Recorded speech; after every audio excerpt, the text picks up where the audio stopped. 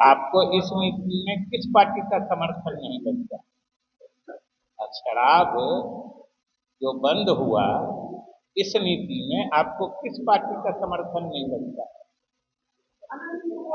फिर अनंत अनंत सिंह पार्टी है, वो उनकी व्यक्तिगत राय। इसलिए सबसे पहले सवाल पूछने से पहले खुद चीजों को सही परिप्रेक्ष्य में समझना चाहिए। आज अगर हमारे उमेश कुशवाहा जी कुछ बोलते तो ये पार्टी अध्यक्ष की हैसियत से बोलते हैं, कुछ बात इनकी व्यक्तिगत राय भी होगी, जो ये बोलेंगे तो कह देंगे कि मेरी व्यक्तिगत राय है। नहीं तो आप लोग को भी समझना चाहिए।